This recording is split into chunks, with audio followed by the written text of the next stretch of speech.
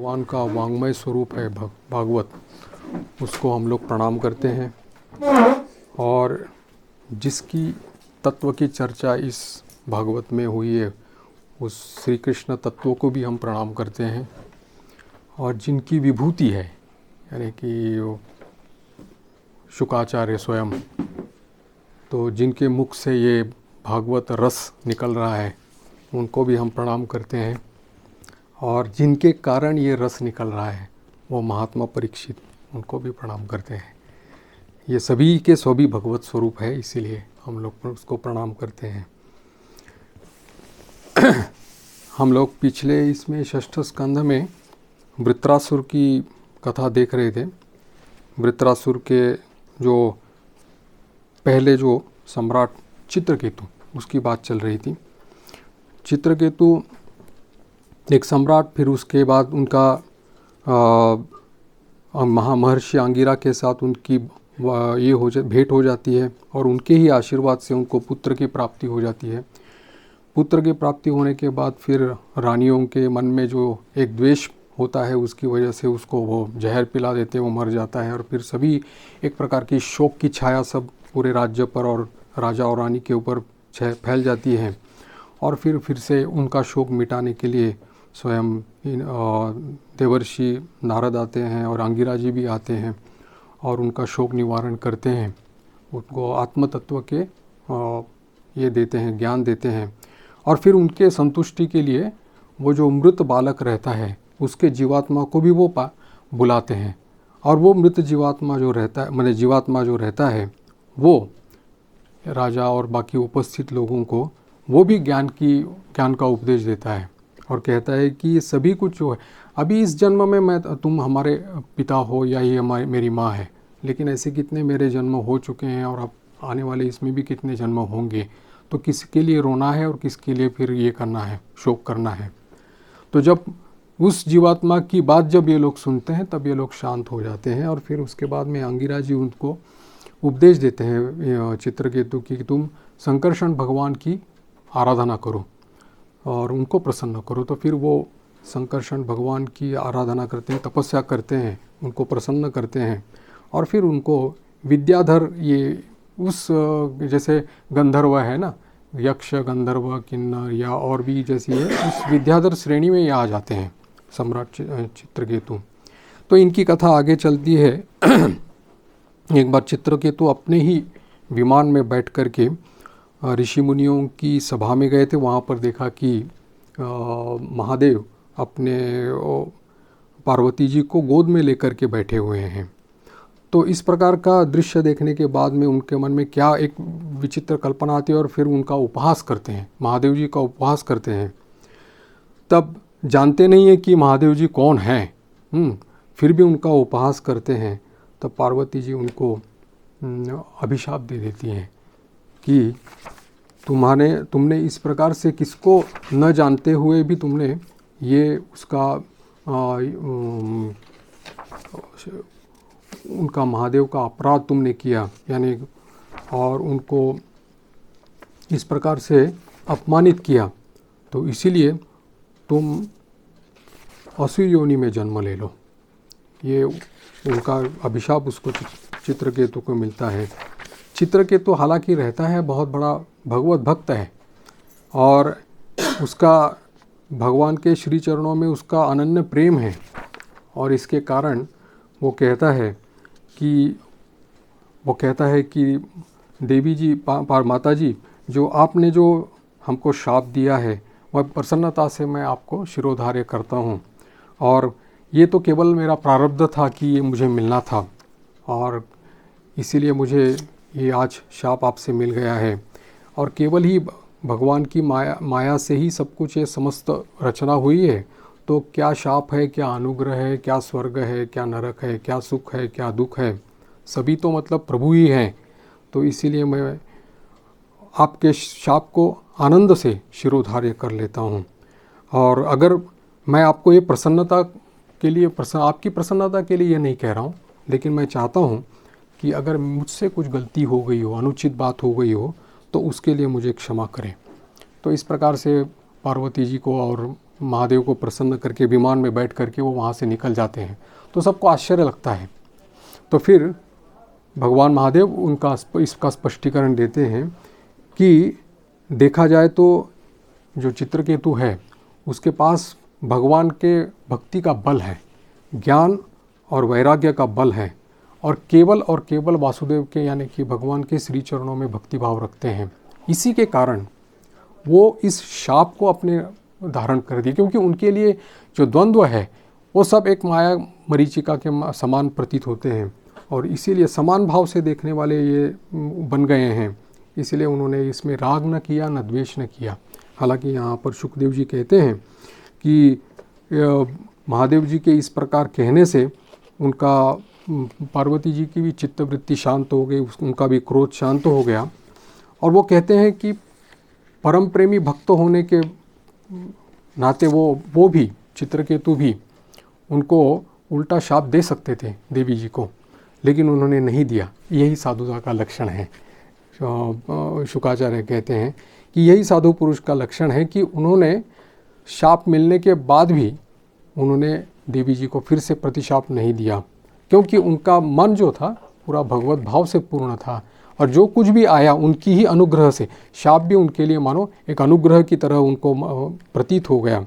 तो ये कहते हैं कि इस प्रकार से जो प्रभु के भक्त रहते हैं, तो कि किसी भी प्रकार का शाप हो या किसी भी प्रकार की अवस्था हो, प्रतिकूल अनुकूल अवस्था हो, तो ये सभी अवस्थाओं को आनंद से धारण कर लेते हैं, आनंद से अपने ऊपर सर पर धारण कर लेते हैं, क्योंकि उनको मालूम है कि ये सभी आने वाले हैं, जाने वाले हैं।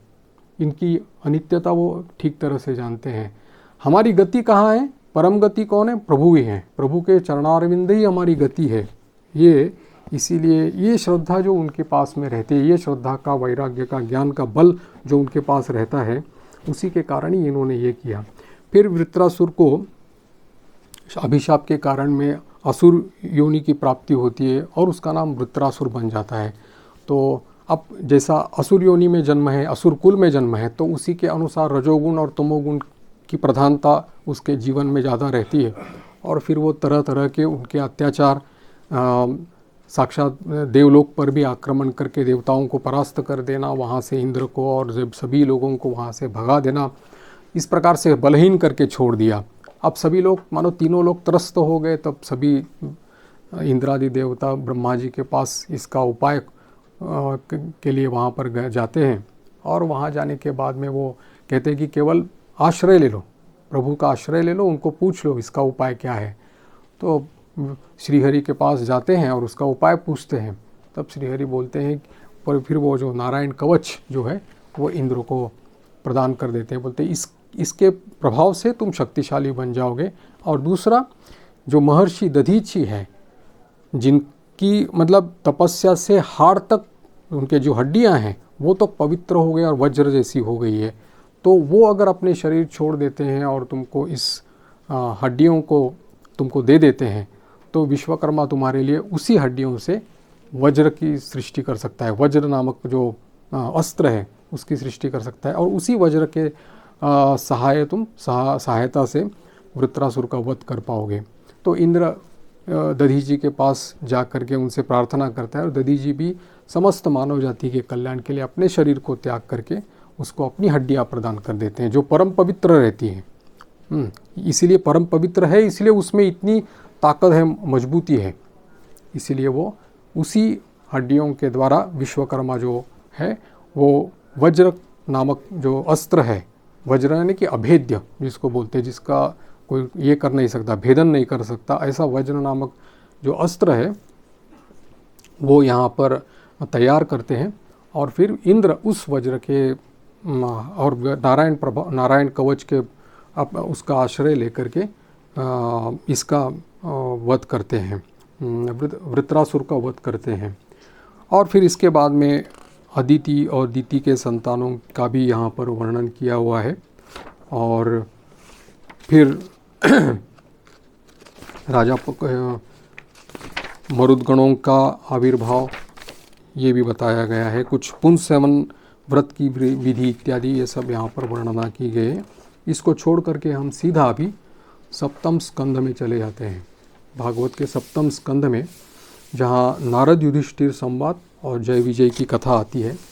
अब यहाँ पर पहले ही राजा परीक्षित ये प्रश्न पूछते हैं, क्योंकि वृत्रासुर का जब उन्होंने उपाख्यान सुना और मरुदगण वगैरह ये सब का उन्होंने सुना था, तो परीक्षित जी के मन में प्रश्न आता है कि अगर प्रभु समभाव है, समदर्शी हैं, यानी कि उनमें अगर कोई उनका प्रिय भी नहीं है, अप्रिय भी नहीं है, कोई वो किसी से भी राग या द्वेष नहीं रखते, वो किसी का हित अहित ऐसा भी किसी का नहीं करते, तो फिर अहित किसी का नहीं करते, तो फिर ऐसे कल्याण स्वरूप या मंगल स्वरूप प्रभु जो हैं, तो वो देवताओं का पक्ष क्यों लेते हैं और दैत्यों का भी पक्ष क्यों नहीं लेते, या दैत्य पक्ष के ऊपर आक्रमण करके उनका विनाश क्यों कर देते हैं? क्योंकि दैत्य भी तो उनकी सृष्टि है। देखा जाए तो असुरों की जो शक्ति है वो भी तो प्रभु की शक्ति है, उनको शक्ति कहाँ से मिलेगी, है ना? जब कुर्मावतार लेकर के उन्होंने मंदार पर्वत धारण किया, वासुकी भी वो स्वयं बन गए। वासुकी के एक ओर में देवता है, एक ओर में दैत्य है ना? देवताओं की शक्ति भी वही है, दैत्यों की शक्ति भी वही है। उसी से समुद्र मंथन भी हो रहा है, और समुद्र मंथन से सभी प्रकार की वो वस्तुएं पैदा हो रही है, अमृत भी उसमें से आ रहा है क्या? सभी उन्हीं की शक्ति से हो रहा है। असुरों की शक्ति बोल करके कोई अलग शक्ति है नहीं, वो भी प्रभु की शक्ति है, क्योंकि उनकी शक्ति के बिना असुर भी इस प्रकार से कुछ काम नहीं कर सकते, वो भी उनकी शक्ति है। इसीलिए ये प्रश्न उन्होंने कहा कि ये ऐसा समदर्शी होने के बावजूद भी वो फिर देवताओं का पक्ष क्यों लेते हैं और दैत्यों के ऊपर फिर आक्रमण वगैरह करना ऐसा क्यों होता है, या उपाय बताते हैं ऐसा। तब शुकदेव जी ने कहा कि इसके बारे में जो वैसे देखा जाए तो वो अजन्मा और प्रकृति से परे है, और फिर उनमें प्रकृति के अधीन नहीं है, लेकिन प्रकृति के यानी कि मायाधीश है। इसीलिए समदर्शी है, ये बात तो सही है, लेकिन अपने ही लीला में कभी सत्वगुण का प्रधानता रहती है, तो वो देवताओं का बल बढ़ाते हैं, और कभी रजोगुण और तमोगुण बढ़ता है, तब असुरों का भी बल बढ़ता है। तो इसमें उन्होंने एक प्रसंग की अवतरणा यहाँ पर की है, जो राजसूय यज्ञ के समय हुई थी, कि उनके जो दादाजी थे, परीक्षित के दादाजी युधिष्ठिर ने जब राजसूय यज्ञ किया था, तब उस राजसूय यज्ञ में अग्रभाग मिला था, भगवान श्री कृष्ण को मिला था, उनकी पूजा होनी थी। तो उसी समय जैसे हम लोगों को मालूम है कि चेदीराज शिशुपाल जो उनसे वैर करता था या शत्रुभाव से उपासना करता था, तो उसने वहाँ पर बाधा डालने की कोशिश की, और फिर तरह तरह के मैंने बात कह करके उनका अपमान किया था। और जैसे उन्होंने अपने इसको ये कहा था, वचन दिया था कि 100 अपराधी यहाँ के इसके मंजूर होंगे, फिर उसके बाद मैं उसको वध करूँगा। और सभी वहाँ पर जितने सभासद वहाँ पर उपस्थित थे, उनके देखते ही देखते उन्होंने चक्र चला करके उसका मस्तक छेदन करके उसका उद्धार कर दिया गया था। और सभी लोगों ने ये भी देखा था कि उसका जो ज्योतिर्मय शरीर है शिशुपाल का, तो वो इसमें भगवान श्री कृष्ण के भीतर में समा गया। अब ये देख करके पूरी सभा में आश्चर्यचकित वो सभी हो गए।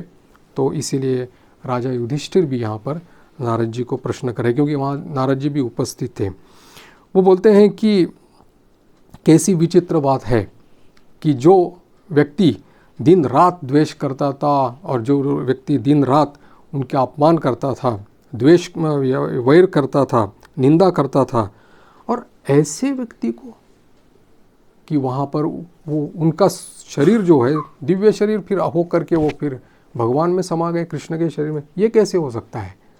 तीन बार हुए थे, उसमें शिशुपाल थे और दंतवक्र थे, दोनों थे। तो यहाँ पर ये कहते हैं युधिष्ठिर ने जो कहा है कि जब से ये दोनों तुतला कर बोलने लगते थे, तब से भगवान का द्वेष कर रहे हैं, तब से। बोलते हैं कि अविनाशी श्री कृष्ण को पानी पी पी करके गाली देते थे, ऐसे ये लोग। ऐसे लोगों को, जबकि उनको नरक की प्राप्ति होनी चाहिए, वहाँ उनको कैसे सब स्वयं प्रभु के शरीर में समा गए ये लोग। तो आप सर्वज्ञ हैं, क्योंकि त्रिकालज्ञ हैं देवर्षि नारद, तो इस घटना का रहस्य बताइए। तो नारद जी ने कहा था। अब नारद जी इस युधिष्ठिर के प्रश्न का उत्तर देते हैं और कहते हैं कि ये निंदा, स्तुति, सत्कार, तिरस्कार जो रहते हैं, वो शरीर के रहते हैं, आत्मा के नहीं रहते। ये शरीराभिमान जो है, इसके कारण ही हम अपना सुख दुख शोक मोह ये सब कुछ जान पड़ता है, द्वेष हम लोग।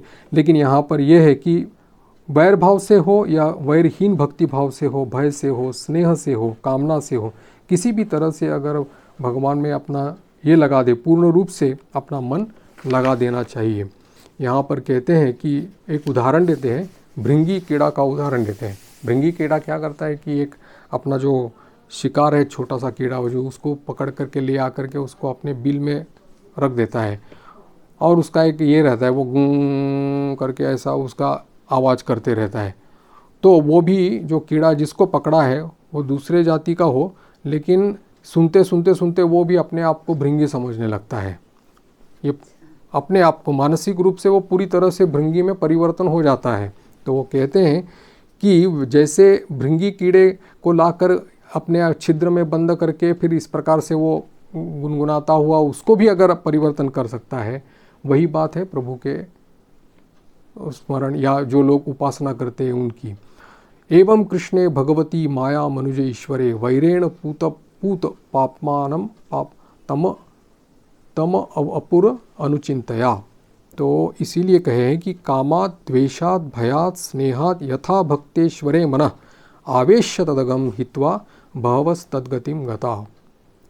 कहते हैं कि एक नहीं, काम से, द्वेष से, भय से, स्नेह से, और अगर वैर से अगर भगवान में मन लगावे तो समझ लेना कि सभी भगवान का ही चिंतन अव्यावृत होने के कारण वो शुद्ध हो जाते हैं, उनके सब पाप धुल जाते हैं। क्योंकि मैंने एक बार पहले कहा था कि भगवान की शत्रु भाव से उपासना करना बहुत कठिन है। मनुष्य भक्ति भाव से उपासना कर सकता है, उदासीन रह सकता है, उसके बारे सुनना भी नहीं पसंद कर सकता है, लेकिन शत्रु भाव, उसके प्रति वैर भाव, द्वेष करना, भगवान का द्वेष करना साधारण बात नहीं है। इसीलिए उनको कहा है कि ये अधिकार केवल गिने चुने लोगों को ही रहता है, जैसे कि इन लोगों को मिला था, इन पार्षदों को, हरि के पार्षदों को मिला था। इसलिए उन्होंने कहा कि किसी भी प्रकार से अगर मन को भगवान में लगाए तो उनके सारे पाप धुल जाते हैं, क्योंकि अनुक्षण माने चिंतन करते करते करते करते करते उनका शरीर, मन, अंतःकरण पूरी तरह से शुद्ध हो जाता है। कंस जब उसने आकाशवाणी सुनी तब से उसका मन जो कृष्ण में लग गया, द्वेष भाव से लग गया, तब से उसका चल रहा है। कृष्ण जन्म हो गया, उसके बाद गोकुल में बढ़ रहा है, वो भी हो रहा है, लेकिन एक क्षण के लिए उसका मन कृष्ण से अलग नहीं हो रहा है ना। तो इसका मतलब ये है कि वैरी भाव से, द्वेष भाव से इतना चिंतन में ये हो गया कि उसका शरीर मन पूरा शुद्ध हो गया। कंस का अंतःकरण शुद्ध हो गया, प्रारब्ध क्षय हो गया। जैसे ही प्रारब्ध क्षय हो गया वैसे ही उसको खेल खेल में बलराम और कृष्ण जा कर के कंस और चाणूर को मार देते हैं, है ना। तो ये है उदाहरण। दूसरा है भय से, फिर तीसरा है प्रेम से, और चौथा है वैर भाव से, काम से। इस पर जैसे गोपियों का मन सब समय भगवान में ही तन्मय रहता था, और स्नेह से और भय से, तो इस प्रकार से जैसे इसका भी भय ही था, कंस का तो भय ही था सब समय, द्वेष तो था ही लेकिन भय भी था उसके मन में, रात भर सपने उसके ही देखता था। इसलिए कहा है कि कैसे भी हो, जिस प्रकार से भी हो, मन अगर उसमें तन्मय हो जाए, चिंतन की प्रधानता है, तन्मय कर देना चाहिए, और इस तन्मय करने से ही फिर अगला मार्ग खुल जाता है, परम गति प्राप्त हो जाती है। क्या होता है कि चिंतन एक बहुत बड़ी चीज़ है। जब ध्यान करते करते एक आधा घंटा 15 मिनट अगर हम लोगों को अगर मानो प्रेरणा मिल गई, उत्तेजना हो गई, या हम लोगों को अच्छा लगा, आँख से आंसू भी आ गए, तो वो इसका इंडिकेशन नहीं है कि हम लोगों की भक्ति है। चिंतन प्रधान रहना चाहिए। चिंतन कैसे होता है? चिंतन की दृढ़ता रहनी चाहिए, आश्रय की दृढ़ता रहनी चाहिए, और लक्ष्य की दृढ़ता रहनी चाहिए। तीनों दृढ़ता रहने से संसार में भी परमार्थ का चिंतन हो सकता है। और नहीं तो अभी कैसे होता है, परमार्थ में संसार का चिंतन चल रहा है। हम लोग बैठते तो हैं जब ध्यान के लिए, हम लोग सत्संग करने के लिए बैठते हैं, हम लोग अलग अलग धार्मिक अनुष्ठान में सहभागी भी होते हैं, नहीं ऐसी बात नहीं, लेकिन चिंतन वो संसार का होता रहता है। लेकिन संसार में परमार्थ का चिंतन अगर होना है तो उसके लिए आश्रय बोध दृढ़ चाहिए, लक्ष्य दृढ़ चाहिए, और चिंतन जो है वो भी दृढ़ चाहिए। यहाँ पर क्या है, इन लोगों का चिंतन दृढ़ था। देखिए धुंधुकारी ऐसा जैसा व्यक्ति जिसमें कोई मतलब ऐसा कोई सत्कार्य किया ही नहीं, जिसमें कोई गुण भी नहीं है, दुराचार और पाप क्रूर कर्मा था। 7 दिन अनन्य भाव से उसने जो भागवत कथा का पान किया, उसको मालूम था कि इसको छोड़कर मुझे और कोई गति नहीं है। आहार निद्रा सब भूल करके उसने 7 दिन उसका, लेकिन तो इसीलिए भागवत कथा समाप्त होने पर उसके लिए विमान आया और किसी के लिए नहीं आया। तो फिर गोकर्ण जी ने जब पूछा था तब उन्होंने उत्तर दिया कि जैसी सभी ने तो भागवत कथा तो सभी ने सुनी, लेकिन जैसे धुंधुकारी ने जैसे सुनी वैसे और किसी ने नहीं सुनी। जो मन दे करके उसने उसको सुन लिया, उससे वो शुद्ध हो गया, पवित्र हो गया, और इसीलिए उसके लिए भी माना गया। तो ये है चिंतन की प्रधानता। चिंतन प्रधान हो तो इस पर आश्रय का बोध अगर हमारे भीतर में दृढ़ हो तो कोई दिक्कत नहीं है। लक्ष्य अगर दृढ़ हो कोई चिंता नहीं है, तो बाकी चीज़ अपने आप में, वैराग्य है, ज्ञान है, ये सब अपने आप आ जाती है ना। तो एक महाराष्ट्र में एक संत हुए थे नामदेव बोल करके, संत नामदेव। तो उनके एक वहाँ पर एक गृहस्थ भक्त रहते थे, बहुत उनका वैराग्य था। वो और उनकी पत्नी विट्ठल जी के भक्त थे, विट्ठल भगवान के भक्त थे। लेकिन जैसे रहते हैं कि भगवान का संसार होने के कारण घर में अर्थ की प्रचुरता नहीं थी, मतलब जैसे बोलते हैं कि वो दरिद्र संसार था और कुछ भी नहीं था। मतलब लकड़ी ये करते थे, तोड़ते थे और लकड़ी बेचते थे, और उससे जो भी पैसा आता था उससे दोनों पति पत्नी खाना खाते थे, और बाकी सब समय विट्ठल भगवान का नाम लेते थे। तो नामदेव जी ने कहा कि ये क्या प्रभु, क्योंकि नामदेव जी का विट्ठल के प्रति सख्य भाव था। तो उन्होंने कहा कि क्या बात है, तो तुम्हारे ही भक्त हैं, अरे थोड़ा तो कुछ दे दो, खाने के लिए दे दो। ऐसे करके रखा है उनको, बाकी सब इतने महल में रहते हैं, इतना पैसा देते हैं, ये करते हैं, और तुम अपने ही भक्तों को इस प्रकार से, कुछ करना पड़ेगा। बोलते मैं क्या करूं, उनका मन ही मुझ में सब कुछ दिया हुआ है, उन्होंने मुझे दिया हुआ है। उनको तो न खाने की सुध है, ना वो उसको कुछ किसी की ये है चिंता है, परवाह नहीं उनको इस चीज़ की। नहीं बोलना, लेकिन वो कहेगा लेकिन आपको तो होनी चाहिए, आप प्रभु हैं, आप तो सबका भरण पोषण करते हैं, आपकी भी तो आप कर्तव्य है आपका। तो बोले ठीक है, देखते हैं। तो जब वो पति पत्नी एक बार सवेरे जंगल में लकड़ी काटने जाते हैं, तो वापस आते समय अपने बोझा रहता है सिर पर, और फिर आने के बाद में उन्होंने देखा कि प्रभु ने एक गठरी में हीरे जवाहरात सब पूरा उसमें रखा हुआ था, वो सामने पेड़ के नीचे, उसी रास्ते से जा रहे थे। तो वो आगे जा कर के देखते हैं कि अरे ये तो पूरा हीरे जवाहरात इसमें गठरी में पड़े हुए हैं। तो उनको पीछे से पत्नी आ रही थी, तो उनको लगा कि कहीं पत्नी के मन में अगर थोड़ा सा भी अगर ये हो जाए कि ये सोना आभूषण ये सब देख करके अगर मन में कुछ आ जाए, तो इसीलिए तुरंत उन्होंने क्या किया, वहाँ पर मिट्टी जो पड़ी थी वो मिट्टी हाथ से उठा करके उसके ऊपर डालने लगे, वो हीरे जवाहरात के जो इसमें उसके ऊपर डालने लगे। उतने में ही उनकी पत्नी वहाँ पर आ गई, पीछे से आ गई। वो देखने लगी कि ये क्या कर रहे हैं। तो उन्होंने पूछा, अजी क्या कर रहे हो, मिट्टी के ऊपर मिट्टी डाल रहे हो? अजी क्या कर रहे हो, मिट्टी के ऊपर मिट्टी डाल रहे हो? उन्होंने सोचा था कुछ और पत्नी का वैराग्य प्रबल था, इसलिए उनका विवेक कैसे जागृत है देखिए। हाँ, तो इसीलिए क्योंकि आश्रय दृढ़ है और लक्ष्य भी दृढ़ है, तो इसीलिए उसमें वैराग्य अपने आप है। यहाँ पर उन्होंने कह दिया, क्या मिट्टी के ऊपर मिट्टी डाल रहे हो? बस वो संतुष्ट होकर के चले गए। और फिर विट्ठल जी ने नामदेव जी से कहा कि आप बोलो, अब क्या करना है इसमें। तो हाथ जोड़ कर दिए उन्होंने। तो ये है कि जब आश्रय बोध दृढ़ हो जाता है तब ये सभी प्रकार की प्रतिकूलता अनुकूलता, क्योंकि हम लोगों को एक आदत पड़ गई है कि हमारे मन की अनुकूलता, इंद्रियों की अनुकूलता, हमारे परिवार की अनुकूलता, हमारे शरीर की अनुकूलता, समाज की अनुकूलता, हमारे मित्रों की अनुकूलता, ये हो जाए तो हम लोग ठीक है। इसी को ही हम लोग बोलते हैं कि क्या प्रभु कृपालु है। अगर प्रतिकूल हो जाए तो फिर प्रभु कृपालु नहीं बोलते। तो ये जो है ये भक्त का लक्षण नहीं कहा जा सकता, इसमें तो दुकानदारी हो जाती है।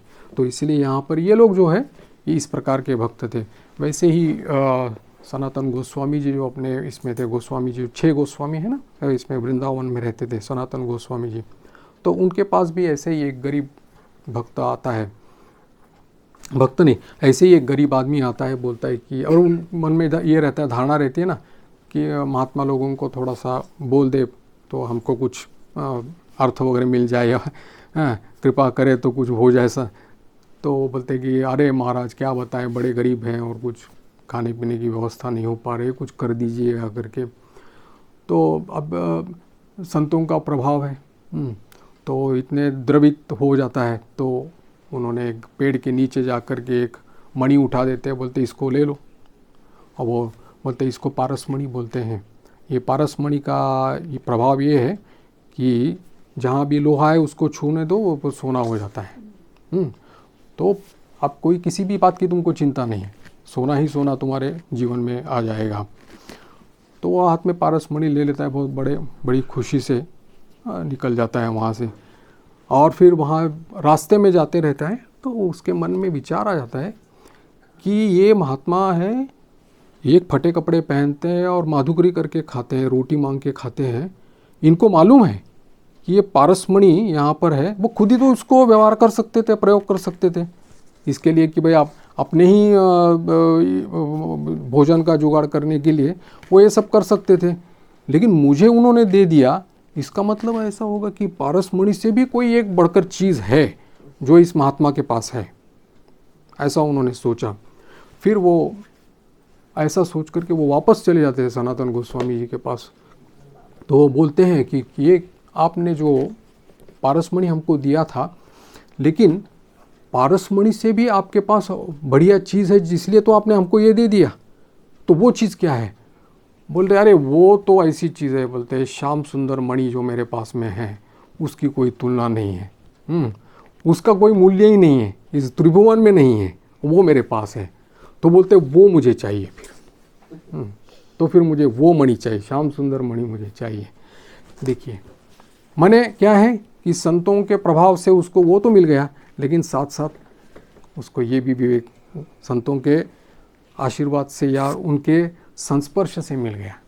हम लोगों को भगवान भोग की वस्तु देते हैं, लेकिन उसके साथ साथ विवेक भी देते हैं। अच्छा साधक जो रहता है ना, ऐसी बात नहीं कि उसके मन में कभी भोग के लिए विचार आता हो, ये खा ले, ये पहन ले, ये कर ले, ऐसा करके आता है, लेकिन उसको तुरंत वो इच्छा है ना कभी उसकी पूर्ण हो जाती है, लेकिन जब मिलती है तुम्हारे सामने तब तुम्हारे मन में उसके प्रति कोई इच्छा ही नहीं रहती। एक भी बिंदु अगर उसमें आशा आकांक्षा उसमें रहे, कोई खाने की इच्छा हो, अगर आपको मिल गया, ऐसे समय मिल गया कि जिस समय आपको कोई इच्छा ही नहीं, मानो 1 किलो मिठाई पड़ी हुई है लेकिन आपका उसमें मन नहीं है, क्यों? जब अच्छा इच्छा हुई थी लेकिन अब दिया, लेकिन अब उसमें वैराग्य है, अब उसकी इच्छा नहीं है। मैंने प्रभु देते हैं तो उसके साथ साथ ये वैराग्य भी दे देते हैं सच्चे साधकों को इस प्रकार से, क्योंकि उनको मालूम है कि दे दिया तो चलो उसके प्रति वैराग्य भी दे दें। ये प्रभु का कृपा का ये रहता है। तो इसीलिए उन्होंने ये कहा है कि ये अगर हो तो किसी भी भाव से अगर भगवान की उपासना करें और तन्मय हो जाए, चिंतन प्रधानता है तो चिंतन हो जाए, तो फिर वो प्रभु की माने परम गति प्राप्त कर लेता है। अब ये भगवान युधिष्ठिर जी इसका प्रश्न पूछते हैं कि ये शाप कैसे मिला था और कैसे ये हुए थे।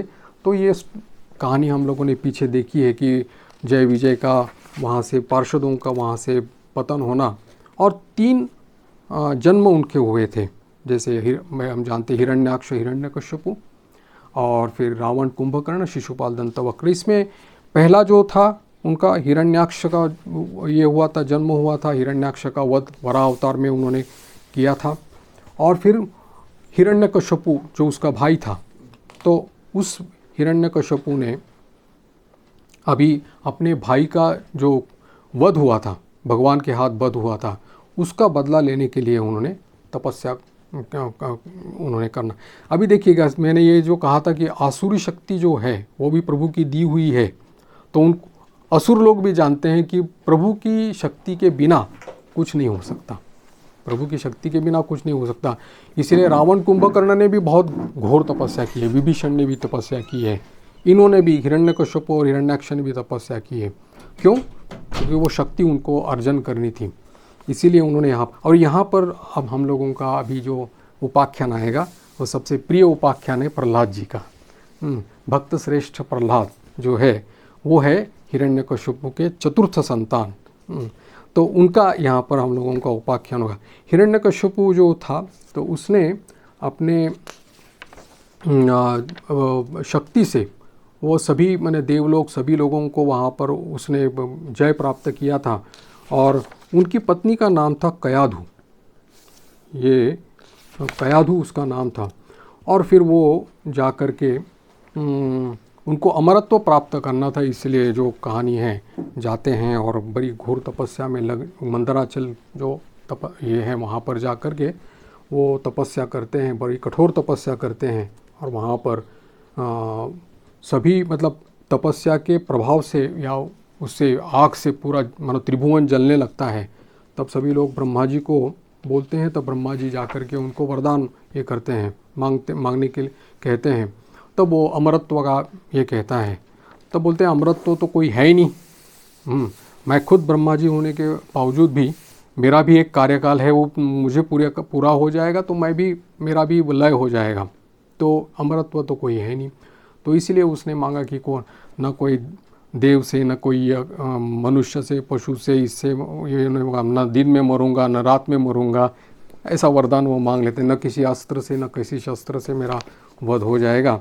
और फिर आने के बाद में फिर जब ये वर मिल जाता है तब उसको मानो एक हाथ में पूरी शक्ति उसके हाथ में आती है, तो पूरा एकदम सबको त्रस्त कर रख देता है। और फिर इसमें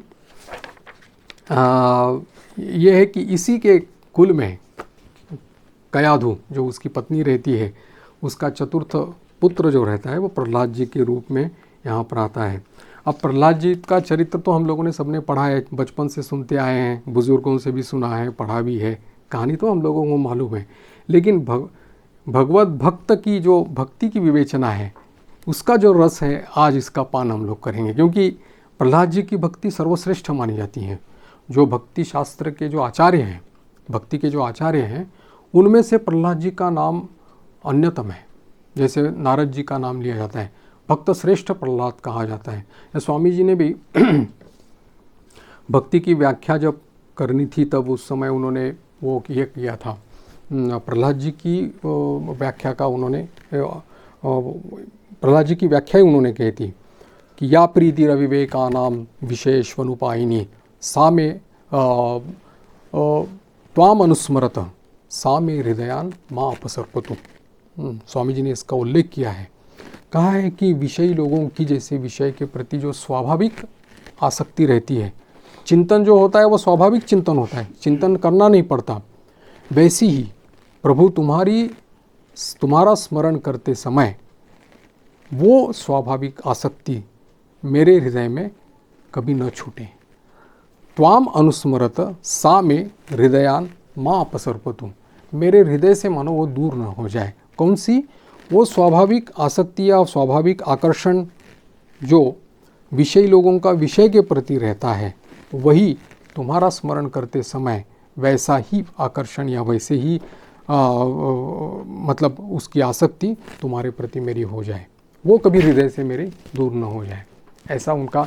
इसलिए भक्त श्रेष्ठ प्रहलाद उनका भक्तराज कहा जाता है, भक्त शिरोमणि है हमारे प्रहलाद जी।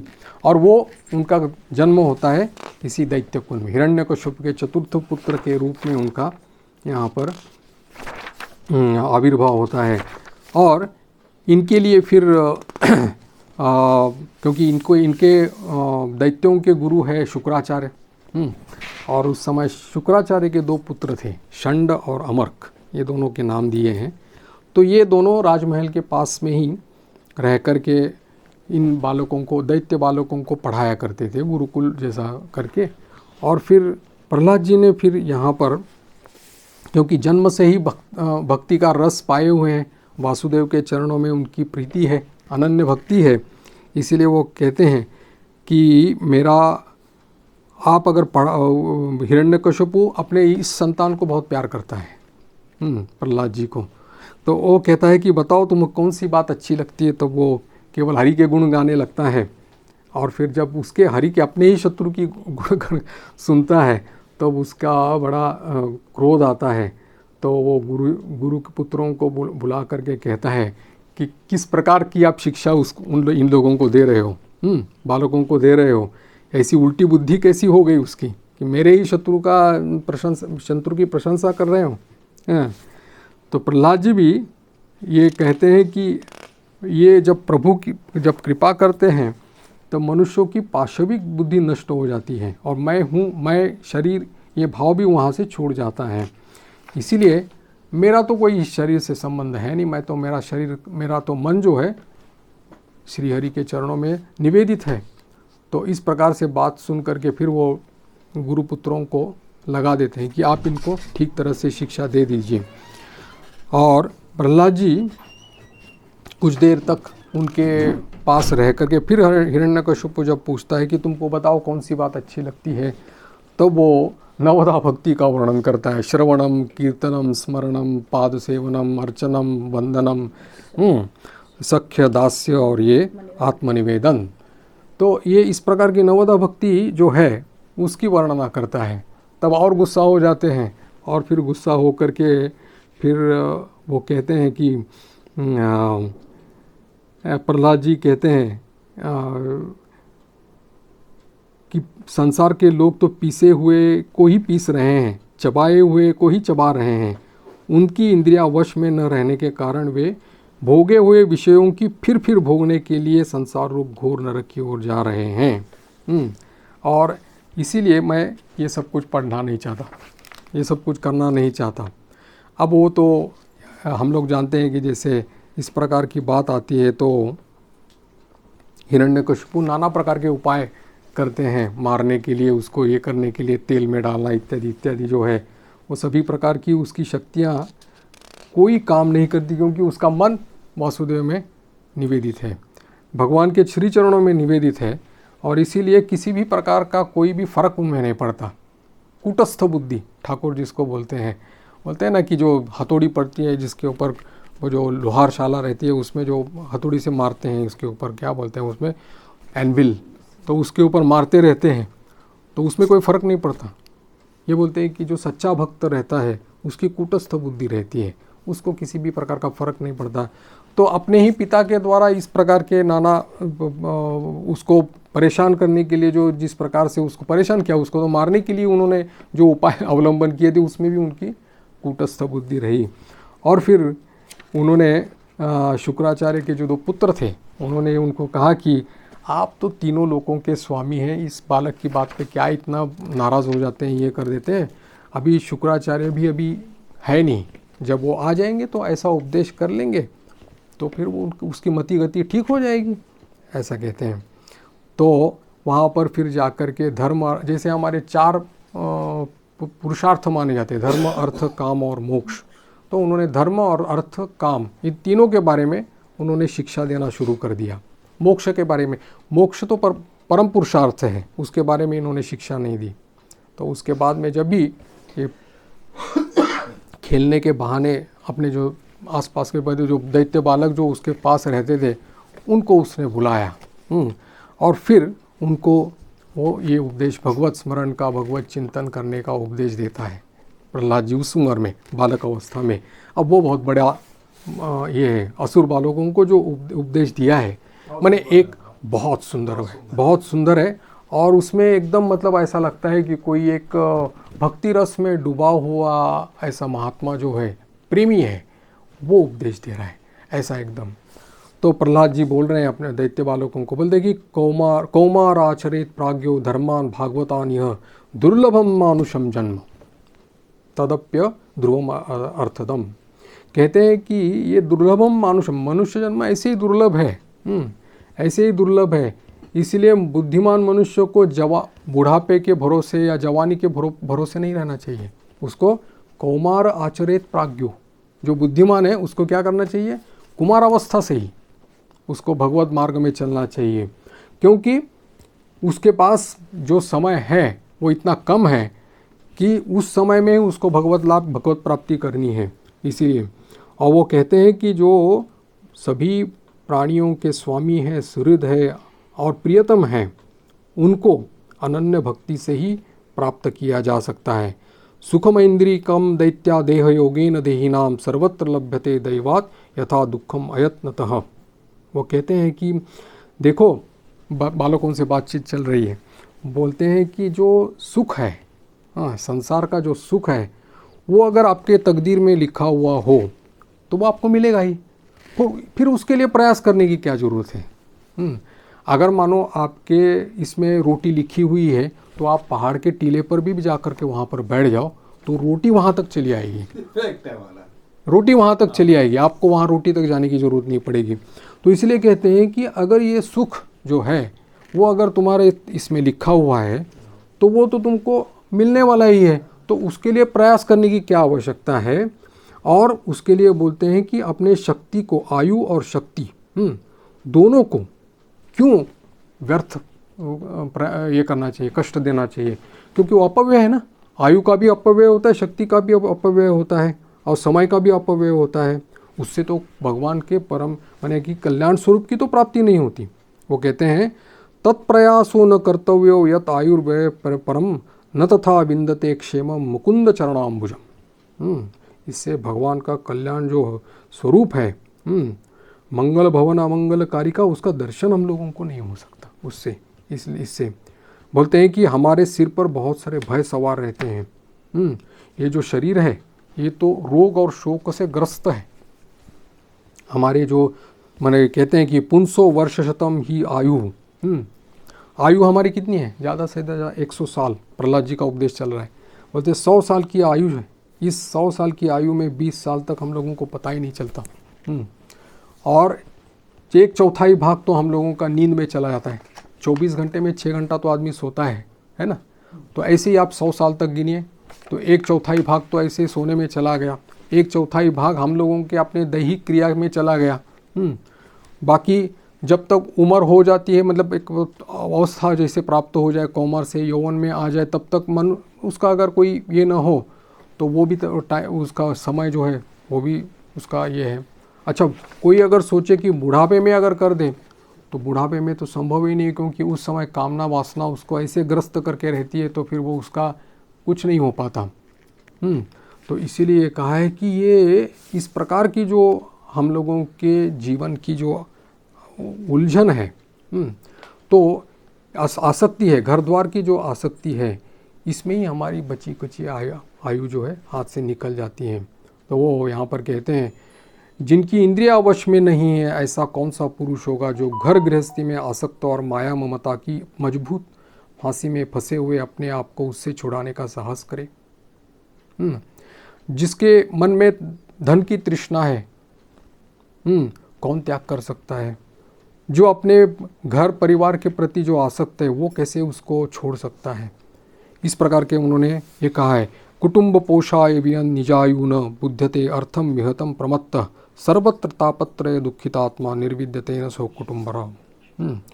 ये कहा है कि यह मेरा कुटुंब है, यह मेरा परिवार है, उसका भरण पोषण करना मेरा कर्तव्य है और मुझे इस प्रकार से उनके प्रति मेरा ये फर्ज बनता है, इसलिए मैं ये करता हूँ।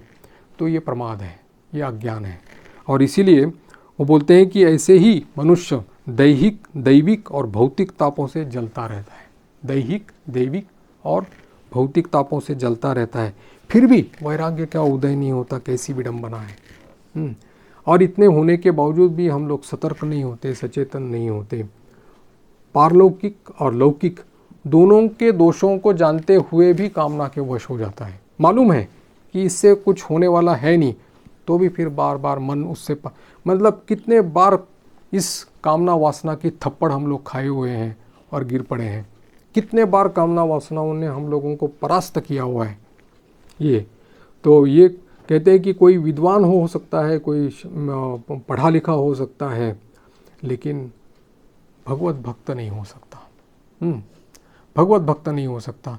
उसकी पुण्याई से हो सकता है, उसके हजारों लाखों उसके अनुयायी बन सकते हैं, शिष्य बन सकते हैं, ये हो सकता है, वो उसकी पुण्याई है, लेकिन उसका भगवत प्राप्ति का कोई उसका इंडेक्स नहीं है कि वो भगवत प्राप्त है बोल करके। हम लोग देखते हैं बहुत सारे लोग जैसे रहते हैं, उनके बहुत फॉलोअर्स रहते हैं, इतने सारे ये हैं, हाँ, लेकिन उन लोगों में केवल वो पुण्याई है, इसीलिए वो उनके इतने सारे लोग उनके पास भटकते फिरते रहते हैं। लेकिन जैसे उनकी पुण्याई ख़त्म हो गई, वैसे सब कुछ उनके हाथ से चला जाता है। हम लोग जैसे देखते हैं, ये अभिनेता है, अभिनेत्रियाँ हैं, वो जैसे जब तक है पुण्याई है, रूप दैवदत्तवान रूप है, गुण है, कला है, अभिनय है, इसके लिए हजारों लोग उनके पास आकर्षित हो जाते हैं। और जैसे ही उन लोगों की ये पुण्याई ख़त्म हो जाती है, वैसे गन्ना रहता है ना, मशीन में डालते हैं, फिर उसका रस निकलता है, फिर डालते हैं, फिर पूरा रस निकलने के बाद में जो बनता है वो उसको फेंक देते हैं, और वो केवल जलाने के काम में रहता है। वैसे ही होता है। मैं किसी की निंदा नहीं कर रहा हूँ, लेकिन मैं बोल रहा हूँ कि ये पुण्याई है। जब तक पुण्याई है तब तक ठीक है, जैसे ही पुण्याई ख़त्म हो गई वैसे वो गन्ने की तरह अवस्था हो जाती है। अगर उसके, क्योंकि ये सब लोगों के प्रति इतने लोग आकर्षित होते हैं, इसका मतलब ये नहीं कि ये तपस्वी है या तपस्या करते हैं, ये भगवत प्राप्त है इसलिए नहीं, ऐसे नहीं। अगर उसकी पुण्याई भी हो, अगर वो भगवत प्राप्त हो, तो फिर तो लाखों लोग जुड़ जाएंगे उसके साथ में। तो क्योंकि उसके पीछे जो बल रहेगा वो प्रभु का बल रहेगा, अपना बल नहीं रहेगा। प्रभु के बल से बलवान होकर के फिर वो उसके पास लोग चले आएंगे। और होता ही है, भागवतिक आकर्षण ही ऐसा एक रहता है। जैसे यहाँ पर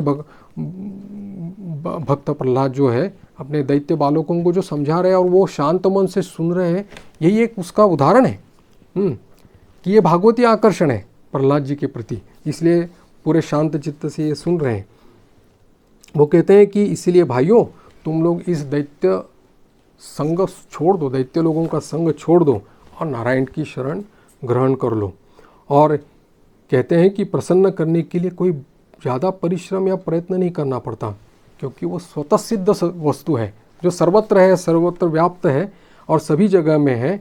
ऐसे इसको केवल समझो, उलझना नहीं है, सुलझना है।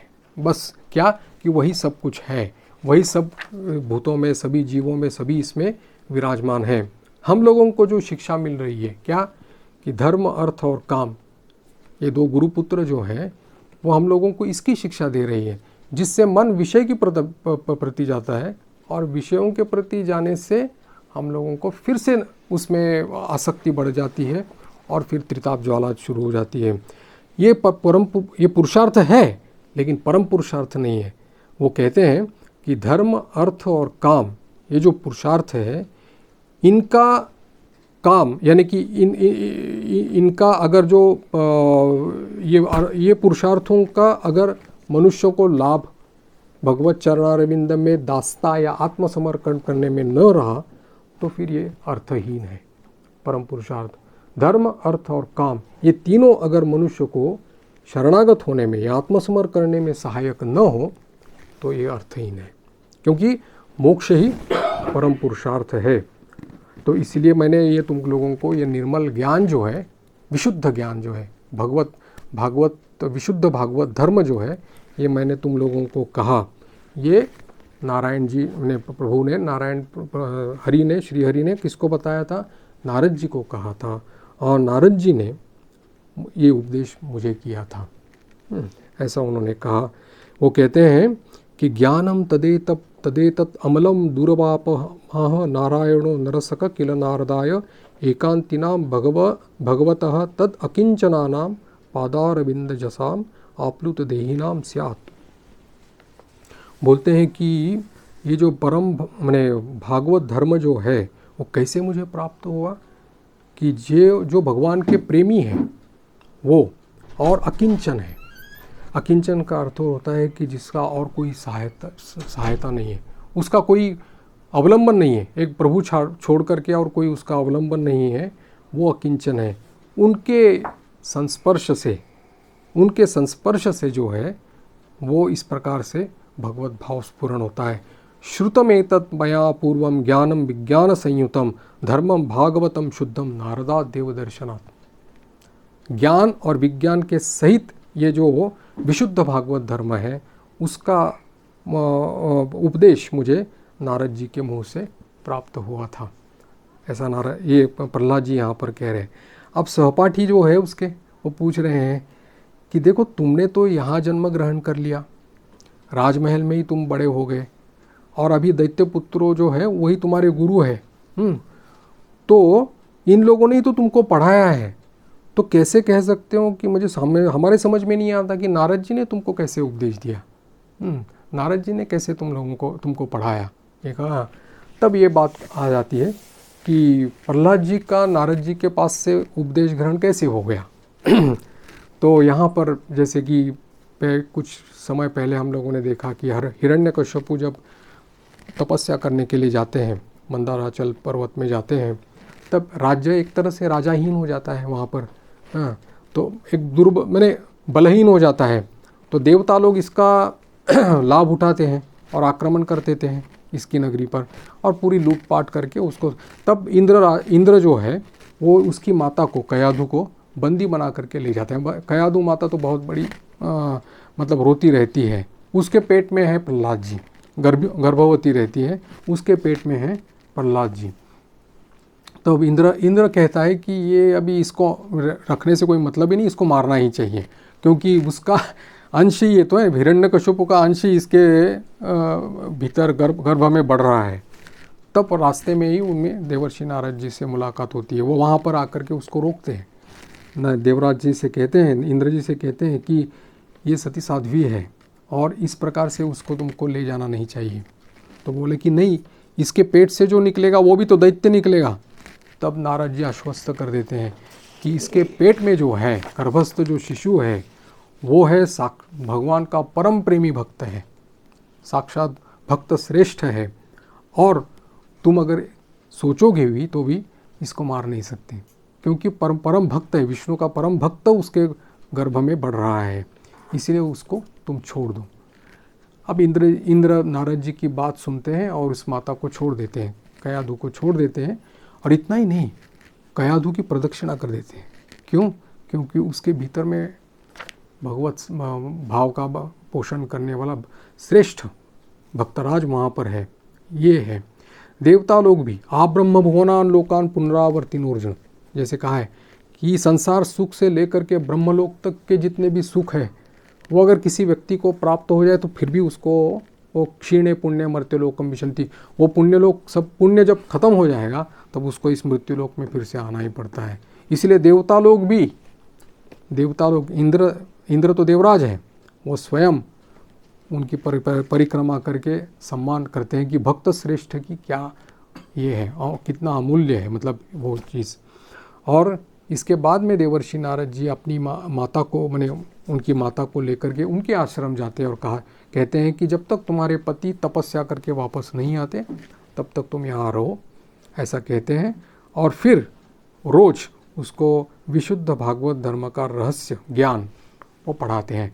वैसे नारद जी का जो उपदेश चलता है वो गर्भस्थ शिशु को उद्देश्य करके रहता है, ना कि माता को रहता है। माता तो सुनती रहती है, लेकिन यहाँ पर वो कहते हैं कि प्रहलाद जी कह रहे हैं कि एक तो बहुत समय बीत जाने के कारण और स्त्री होने के कारण मेरी माता को उस ज्ञान की स्मृति नहीं रही, परंतु देवर्षि की कृपा से मुझे विशुद्ध भागवत धर्म अभी भी मैंने उसकी स्मृति मुझ में है।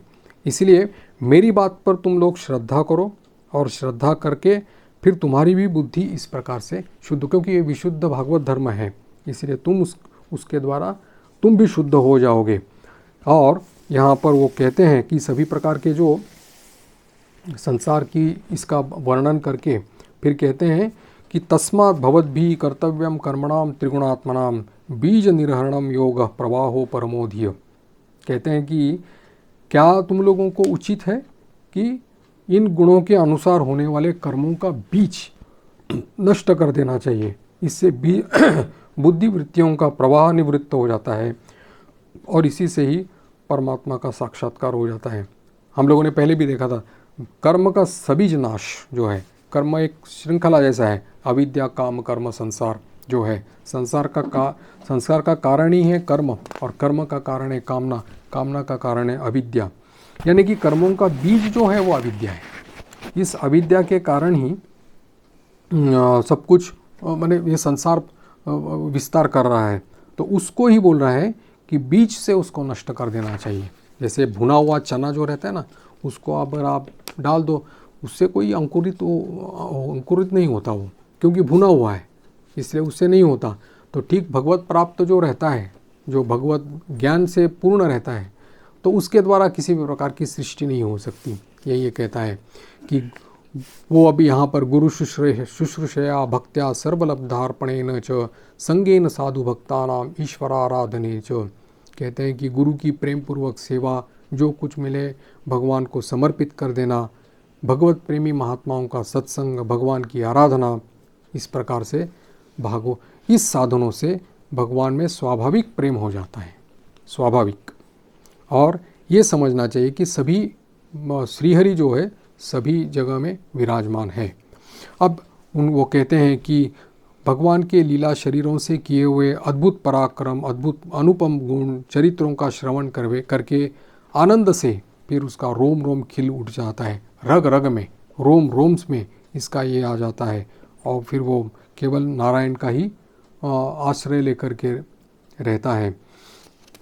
इसीलिए ये उपदेश करने के बाद में दैत्य बालकों को प्रहलाद जी कहते हैं कि देखो, ये भगवान को प्रसन्न करने के लिए, भगवत प्रीति प्राप्त करने के लिए ये बड़े बड़े दान, यज्ञ, तप, ये इसे पर्याप्त नहीं है। केवल एकमात्र निष्काम निष्कपट प्रेम जो है प्रभु के प्रति, भक्ति जो है, उसी से ही वो प्रसन्न होते हैं, और बाकी सब विडंबना मात्र है। तो इस प्रकार का उपदेश उन्होंने दैत्य बालकों को किया। अब कथा आगे चलती है कि जब ये सब दैत्य बालकों ने भी जब सुन लिया, प्रहलाद जी के मुख से ये सब विशुद्ध भागवत धर्म जब सुन लिया, तब उनकी भी बुद्धि जो है प्रभु में स्थिर हो गई। अब घबरा गए ये लोग, दैत्य गुरु के जो पुत्र थे, दोनों पुत्र घबरा गए, और फिर समझ गए कि ये इसमें कुछ होने वाला है।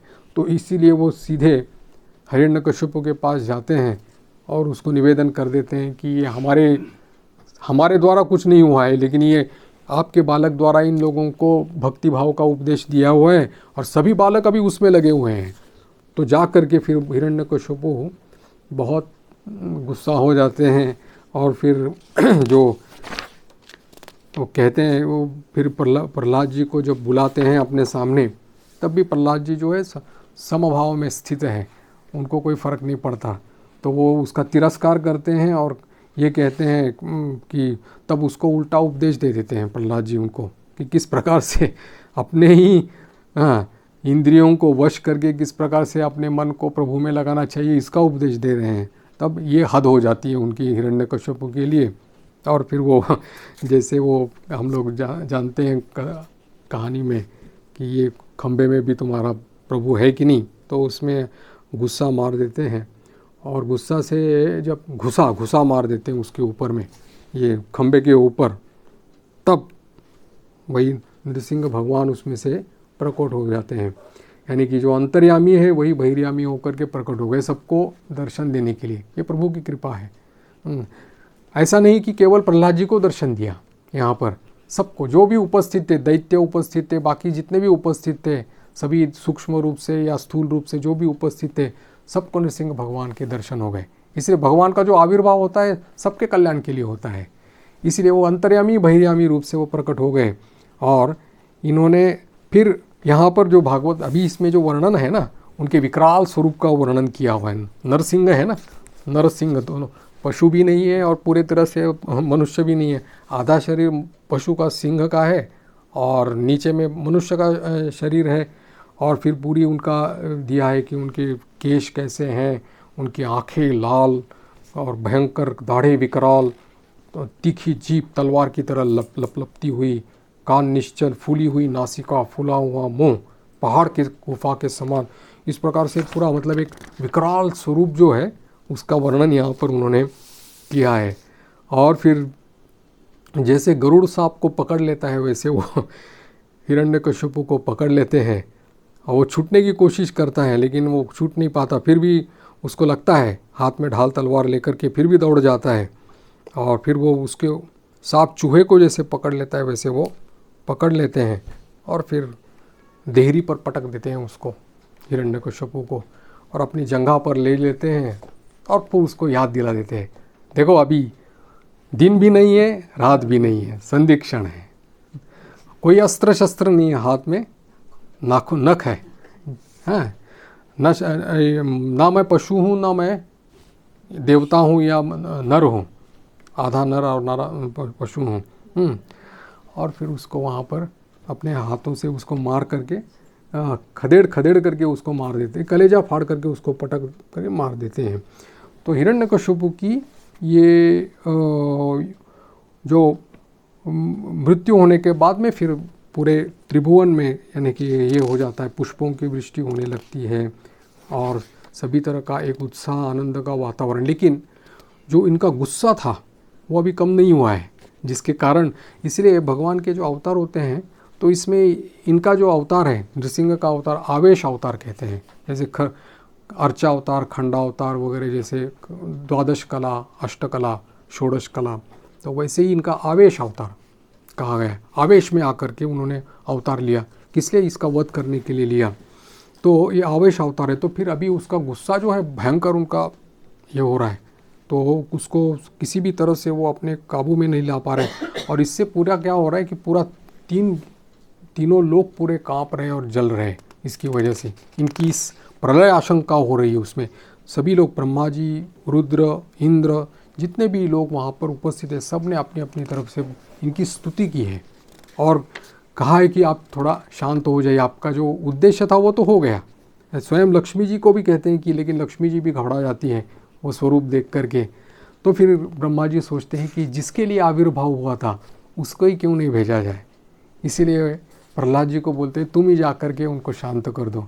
सुकुमार बालक हैं और फिर वो जा कर के, वो बहुत बड़ी अच्छी स्तुति है प्रहलाद जी ने जो स्तुति की है ना, बहुत लंबी इसमें है। और प्रभु के सभी प्रकार के जो गुण हैं, लीला है, उसका सबका वर्णन करते हुए उन्होंने उनका यहाँ पर स्तुति करते हुए फिर अब क्या है कि ये पशु है और नर भी है। तो प्रहलाद जी को देख करके एक वात्सल्य भाव का उद्रेक उनमें होता है, द्रवित हो जाते हैं उसमें वात्सल्य भाव से। फिर उसको अपने गोद में बिठा करके उसके सिर पर हाथ रख देते हैं। तो कहा गया है कि फिर उसके उसका मन इतना प्रभु में एक हो जाता है कि वो देख ही नहीं पा रहा है उनको। उसका रग रग में, पूरे रोम रोम में पुलक, सात्विक अष्टविकार जो बोलते हैं वो है, आंखों से आंसू बह रहे हैं। और क्योंकि प्रभु का हस्त है ना, वरद हस्त उसके सिर पर है प्रहलाद जी के। और फिर कई जगह भी ये भी कहा गया है कि जैसे पशुओं में रहता है ना कि अपने बच्चों को प्यार करने का एक ये रहता है कि उसको शरीर को चाटते हैं। आप गाय को देखिए, कुत्ते को, बिल्ली को देखिएगा, एक वो उनका प्रेम करने का तरीका रहता है। अब ये तो इसलिए ये शरीर है ना,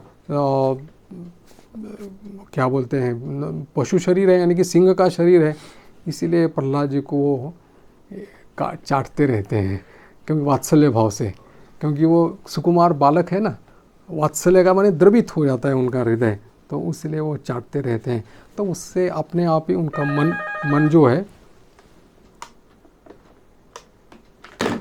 अपने आप उनका मन शांत हो जाने लगता है और फिर सभी लोग उससे प्रसन्न हो जाते हैं।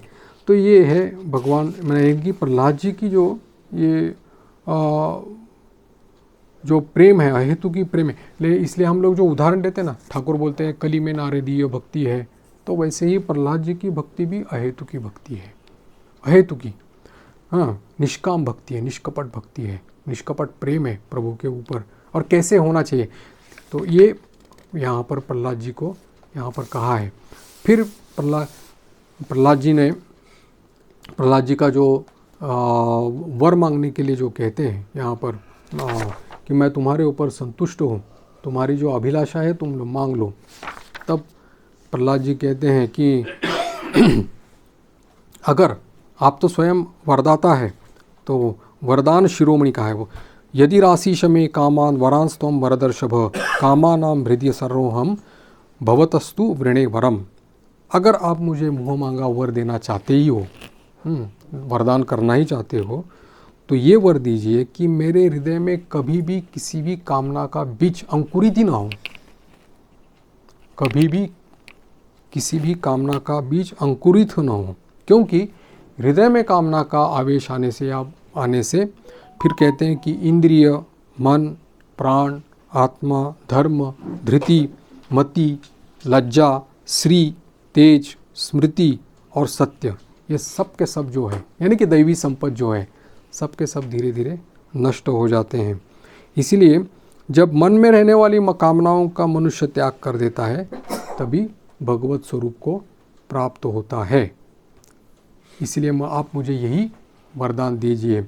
तब नरसिंह भगवान उसको कहते हैं कि तुम्हारे भीतर में तो कोई ऐसे कामना है ही नहीं, क्योंकि अगर कामना होती तो इस प्रकार का वो आविर्भाव ही नहीं होता उसमें।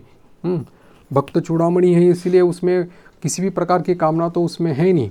लेकिन ये कहते हैं कि मेरी संतुष्टि के लिए एक मनवंतर तक तुम इस पृथ्वी का यानी इसका राज्य करो, दैत्य लोक का दैत्याधिपति होकर के तुम इसका राज्य कर लो। लेकिन कहते हैं कि केवल भगवत परायण होकर के, यानी कि कैसे, हृदय में केवल मुझे देखना, मेरी लीला कथाएं सुनना और सभी कर्मों को मेरी ही आराधना सोच करके सब कुछ कर देना, ये कर देना। एक मनवंतर तक तुम राज्य करोगे। और ये कहा है कि तुम्हारे द्वारा की हुई मेरी जो ये स्तुति है, जो मनुष्य इसका कीर्तन करेगा वो भी कर्मों के बंधन से मुक्त हो जाएगा, ऐसा कहा है। लेकिन प्रहलाद जी की आखिरी एक प्रार्थना ये है कि मेरे पिता हिरण्यकश्यपु ने जो अपराध किए हैं, आपके अपराध किए, क्योंकि विष्णु द्वेषी था, हरि का द्वेष किया था, तो उन्होंने आवेश में आकर के आपके बहुत सारी निंदा की है, आपका द्वेष किया है, मुझे भी उसके लिए उन्होंने प्रताड़ित किया है, सब कुछ किया है। तो आप उसका जो दोष है, ये 2 दोष उनका हुआ है, उसको आप मन पर मत ले और उनको इस जो दोष है उससे आप उनको शुद्ध कर दीजिए, पवित्र कर दीजिए और उनको भी वही गति, परम गति प्रदान कीजिएगा।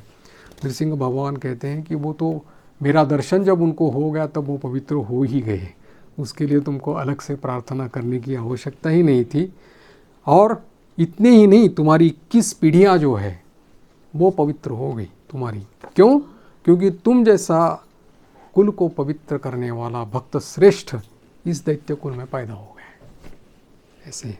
इसीलिए वो कहा है कि केवल तुम ही नहीं, तुम्हारे पिता ही नहीं, 21 पीढ़ियाँ तुम्हारी जो है वो पवित्र हो गई तुम्हारे, क्योंकि तुम जैसा पुत्र इस कुल में जन्म ग्रहण किया। इसीलिए वो कहते हैं कि अभी मेरे अंगों का स्पर्श होने के कारण तुम्हारे पिता पूर्ण रूप से पवित्र, क्योंकि उनको अपनी जंघा पर लेकर के उसको मारा था, तो बोले वही उत्तम गति, परम गति उसको प्राप्त हो गई है। तो इसके बारे में तुम निश्चिंत रहो। यहाँ पर प्रहलाद जी का उपाख्यान खत्म होता है और इसमें ये है कि प्रभु के जो पार्षद या इस प्रकार के जो रहते हैं, ये मतलब एक प्रहलाद जी भी एक विभूति है। जैसे नारद जी हैं वैसे प्रहलाद जी भी भगवान की विभूति है। तो ये इस प्रकार की एकांतिकी भक्ति या प्रेम, अहेतु की प्रेम, अहेतु की भक्ति, ये सिखाने के लिए मनो इस प्रकार का हम लोगों को उपाख्यान के रूप में हम लोगों के सामने भागवत में रखा है। और इसका बहुत मतलब विस्तार पूर्वक वर्णन तो इसमें है ही, लेकिन इसका जो रस है वो इतना मधुर है प्रहलाद जी की जो भक्ति का, वो सभी लोगों को शुद्ध कर देने वाला है। कहानी तो हम लोग सभी जानते हैं, प्रहलाद जी की कहानी तो सभी लोगों ने सुनी है, लेकिन इसमें भक्ति तत्व की जो विवेचना, उनका उपदेश और उनके द्वारा जो ये किया हुआ है वो सबसे क्योंकि स्वामी जी ने भी उसका उल्लेख किया हुआ है, उस भक्ति को, श्रेष्ठ भक्ति। और ये अनुभव रूप करने लायक है। शांति रूपात परमानंद रूपाच गुणरहितम कामना रहितम प्रतिक्षण वर्धमानम अनुभव रूपम। इसमें कोई गुणरहित, कामना रहित, लेकिन प्रतिक्षण वर्धमानम, ये जो भगवत भक्ति है प्रतिक्षण वर्धमान होने वाली है। अनुभव रूपम, अनुभव करने लायक है, स्वाद जिसको बोलते हैं। और जिसको इसका स्वाद मिल गया है वही समझ सकता है कि इसका रस क्या है। ये है। तो चलो 6:20 हो गए। ओम शांति शांति शांति। हरि ओम तत्सत। श्री राम कृष्णार्पणमस्तु।